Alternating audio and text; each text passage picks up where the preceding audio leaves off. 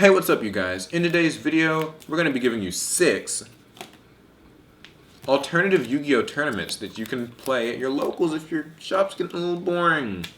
6 different things you can do. So, I will start off. The first is, you should play tag. 2-on-2 dueling. Konami has official policy docs for this. You and a friend face off against 2 other people. It's fun, it's different. And the benefit in tag dueling, outside of, like a slightly different rule set and, a lot of life points, is the fact that you're communicating with someone. You have a friend. Normally, Yu-Gi-Oh! Is super salty and it's just like, he sacked me, mad, salt, angry. But when you have someone you can just talk to and strategize with, there's a lot less animosity, a lot less venom. You don't feel so alone. Yeah. Yeah, right. It makes it more fun. And they're really cool team strategies that you can do. Yeah, I think there's communication, there's working on team, and that's a lot of with Yu-Gi-Oh! We have a lot of assholes. There's no communication between a lot of people. Think of all those times you sat across from your opponent, they never look at you, they never say anything, you're just quiet. Mm-hmm. They're antisocial, but they want to play against you. And that can't happen in teams. Exactly. Right? In team duels, you got to talk. Even if you're not talking to your opponent, you get to talk to your partner. They say it builds communication, it builds teamwork, which is a really good thing. Camaraderie also goes up well. Like I say, you don't have to worry about being OTK'd by some random deck because there's 2 of you guys, plus there's way more life points as well. And it's really fun. I mean, they have their own set of rules. Yeah, Team Zombies is fun. Team Zombies. You can use your partner's grave. When Dragon Rulers were at 3, Team Dragon Rulers, 24 of them. Team Lightsworn too. Team Lightsworn is broken. Team Windups is even pretty fun. Team Windups is bullshit. It's all a good time. Well, I like it. I hate Team Windups. Team Fire Kings is awesome. Yeah, so you should try out team dueling at your next local tournament. If your friends suck at Yu-Gi-Oh, then you don't pick your friends. It is true. Pick a good partner. Pick somebody, and not even that they're good players, just pick somebody that you can mesh well with. Because I have friends that are actually good players, but I don't think we'd work together on the team. So pick somebody that you have to worry about any risk as being being their partner. Agreed. Be smart. The next one we're going to talk about is actually something, and I'm pretty sure you guys have heard of it before. It's called the Highlander, and that's pretty much where you play a deck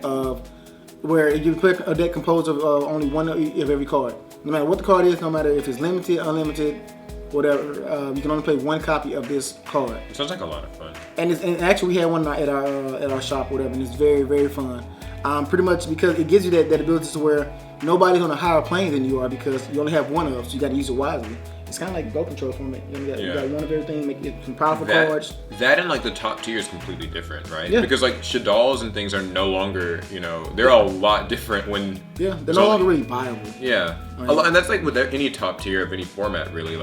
Mermails, for example, would be a whole lot different if you only had one of each one. One Megalo, one of Bithling. You can only, by being one, it's no longer a top tier deck. It's no longer so competitive that your opponent doesn't give a chance. You guys always have a chance to answer to each other, and also give you guys a chance to take in a lot of cool things as well because you only get one. Like you said, it's a lot like Goat Control. Each card counts, so... Yeah, so you actually got to use your resources wisely. It's not like I'm going to go off on this turn, you're going to do something, I'm going to go off next turn. It's like, oh shit, I only got one of these, and I got to make sure I use when it counts. So it makes it to where you're actually doing, your thought process changes, you're giving all of your moves more thought, and it's very, very creative as well. Which we all know that the game has been lacking creativity since the word tier has been part of the vocabulary of any Yu-Gi-Oh player. So creativity is always key. And the next one is Sealed. For those of you who don't know, Sealed is where basically, they used to do them in sneak peeks all the time, but I guess they sort of stopped. It's basically you get a bunch of the same pack, or something like Battle Pack, and everybody opens the packs and you make a deck out of only the things that you pull from your packs. And sometimes you can mix it up and do the whole pass around the table and everyone, I know there are different ways they do that too.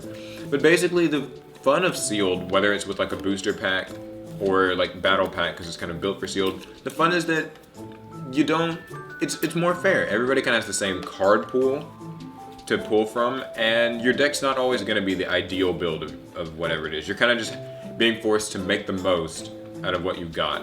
And it's a fun lesson that you can take into actual Yu-Gi-Oh after you apply it in a Sealed tournament. But it's fun. The best player at your shop is no longer the best player at your shop. Necessarily the best player anymore. And Konami's even started using this for YCS events. Yeah. Now that like top 16 and stuff is sealed, it's interesting. It's a new dynamic. I mean, have you ever played sealed? I have, but it was at a YCS, but it wasn't like in the top 16. It was just a side event, and it actually does work. It helps out a lot. I mean, like we have the issue with a lot of players that bandwagon their way through YCSs. I mean, they find somebody's build and they play it and they actually do well with it. Not hard to get to top 16, but once you cut off and you go to seal, it's completely about your own knowledge of the game and what you think works well together. So now you are forced to actually use your own brain, and I think that really helps a lot in this game. So you can't say your opponent sacked you or your opponent net deck, because they literally had to choose from the same pool of cards that you chose from. Right. And now you both are actually on a level playing field. It just depends on who knows the game a little bit more and who can deck build just a little bit better. And if nothing else, you'll learn about cards you probably never knew about before. I did that. I learned about, there was a couple cards that I never knew. I'm not saying never knew existed, but I never would have given a second look, except when you actually have to. So sealed, try it out. Sealed. Another deck that is something that actually we're going to try at my locals. We haven't tried it yet, but we've already decided upon it. It's pretty much a I don't have a name for it. These are some of these are just our ideas, but the deck has to have 3 of every card, which means that it can't be a limited card. So if it's like Regeki or something, you can't play it because those are limited. So like sort of the opposite of the Highlander. Yeah, it's pretty much the exact opposite of Highlander. If it's a card that can be run in 3s, you have to run it in 3s. So essentially, your main deck is going to be at least 42 cards, because it has to meet the 40 card requirement, and for it to be run in 3s, it has to be 42 cards. So no matter what it is, there has to be a card that can be played in triples. So it has to be triple MSTs, got to be triple Mirror Forces, and all that sounds really good, except for the fact that most decks don't play triples anything, and then some of the single cards that they play are some of their most powerful cards. So you can't play any of these limited cards that we have in the game right now. It does make it for another creative duel. It's a totally different dynamic, I think, because you're locked out of anything basically that's on the ban list. You're locked out of, and I don't know. I feel like you would really have to you have to build your deck a little bit differently, right? Because it's just, you can't just be like, okay, I'm running my engine and then the staples. It's different. Now you have to run like 3 of a lot of cards you might not want to run 3 of. Exactly, and that's another thing in the game, because a lot of times when you're playing, and it works on both ends, because if you play 1 card, your opponent immediately knows that you have 2 more to play. Yeah, I like that. Your opponent immediately knows that you have 2 more to play. So it's like, oh, you got 1, you've only used 1. Oh, Wolf Bark, you got 2 more Wolf Barks in the deck. As opposed to, or like D Prison. Some people only run like 2 D Prison. I've seen some builds where they only run 1, but now you have 3. So now it makes your opponent more conscious and aware, because that could be that 3rd D Prison that I haven't run into yet. You know what I mean? So it's like you both have public knowledge of each other's deck per se, because they played at least 1 copy already, and they have to play 3. So it's never any speculating on what they could have, because it's in the deck somewhere, because it has to be. And it's just like, it makes everybody a little more, it makes you more careful and more conscious of the plays you can make, the plays that your opponent can make as well. So you're kind of already mentally battling against your opponent before you can play any of the cards. I like it. My next one is I don't know if any of you remember, Konami sort of stopped doing this, but there was this thing called the Pegasus Challenge, where every month there was like a theme, and like it was for the Dragon Duels, so it was like kids could do it. But I really saw one that I liked, and the rule, I don't think there was necessarily a name for it, but the rule was every card in your deck has to be the same rarity, which on paper sounds like, oh, that's not bad, but then you realize that actually changes everything. You say you're running Dino Rabbit in its prime, you can't run Rabbit unless you have like 37 other secret rares to run with it. Oh wait, Cabazals and Sabersaurus aren't secret rare. What do you do now? They are now, but yeah. Well, yeah, at the time. Yeah, at the time. And like also, Pegasus. how would say Shaddolls work, right? Yeah, you're right. Because either rares or they're super. It included the extra deck. Yeah. You couldn't, like, you know what I mean? Like, the Shaddolls are all rares. Shaddol Fusion Super. Oh, sorry. Shaddolls aren't good anymore. So it's a really interesting thing, because you can run a, say, all rare deck. I guess the most practical thing would be an all common deck, because you probably have the biggest card pool.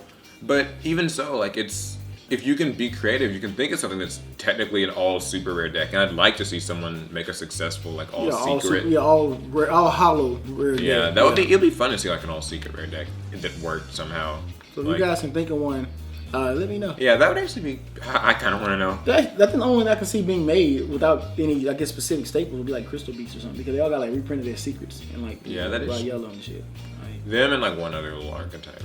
Oh, and all of the hidden arsenal archetypes that are like all super. Yeah. I mean, I guess they would be viable, but Hazy Flame. yeah. There's not many to choose from, which makes it even better. So yeah, like I say, you could always go cheap and go all commons, but that's really not fun until you're not being very creative. So yeah, all same ready. I like that. All right. Our last one. This is our last one. Our last one actually is one that requires a lot of trust and a lot of togetherness in your card shop. And I know everybody has assholes in their card shop and have people that they don't like and things of those nature. But for the sake of the tournament, you need to put those things aside and just be careful. But the last one, and we're gonna do it in my locals as well, is called the deck swap, and it's exactly what it says. It's always done at random, and what that means is you're gonna sit across from your opponent, and right before round one starts, the judge is gonna tell you guys to swap decks. And the reason why you don't know when it's going to be done is because you might make a shitty deck on purpose just to give it to your opponent, and we can't let that happen. So you're going to come in prepared to play your best deck or whatever you want to play. You're going to sit across from your opponent, and you immediately have to swap decks. They play with yours, you play with theirs. Simple as that. No other privy knowledge before that, and you play it. Now there's two specific ways you can play it, and it really depends on how you guys feel at the shop. One way is that at the end of the round, you get your deck back, and then of course at the beginning of every round you swap with that player, with that current opponent. And then the other way is the decks continue to change throughout the whole tournament, which means if I play against Paul in round one, he has my deck and I have his deck, and in round two he still has my deck and I have his, and he has to swap that with whoever his new opponent is. Right. And so by the time the tournament's over, you guys have at least played at the least 8 different decks, and none of them being your own unless you end up running into yourself again at the tournament. And it just makes it really fun because now you are going into this game blind. At this point now, you're playing from different points of view. And on day, like I said, once it gives everybody the element of surprise. And what I mean is, you're surprised your damn self because you don't know what you're playing. And 2, it gives you insight on on other people's playing styles. Plus, it gives you insight on some combos and things that you never knew would work because it's not how you play anyway. And it exposes all the people who only know how to play the one top tier deck. That's true. So if you're the best player at your shop and someone gives you another deck and you scrub out, doesn't mean you're a bad player. But it shows you could also still you could afford to do some learning. Yeah, you could afford to learn a little more about the game and about other playing styles as well, because it will make you a better versed player. Agreed. And so those are 6 really fun, cool, alternative tournaments that you can run if the Yu-Gi-Oh! At your shop's getting a little bit boring and a little bit mundane. And we'd of course like to hear from you. What are some of the cool tournaments maybe you've played in before or you think would be a good idea? Leave them in the comments. I will respond. He'll respond if you spell his name. You spell my name right, I will respond. And also, you guys, no 4 ways, none of that kind of stuff, because those kind of tournaments, I mean, they're cool amongst friends, but that's tough. They are ghastly at actual tournaments. Yeah, trying to judge those is for the fucking birds. So share it if you liked it. Subscribe for more great Yu-Gi-Oh! Content, and we will catch you guys later. And Paul's showing his nipples in the next video. Huh?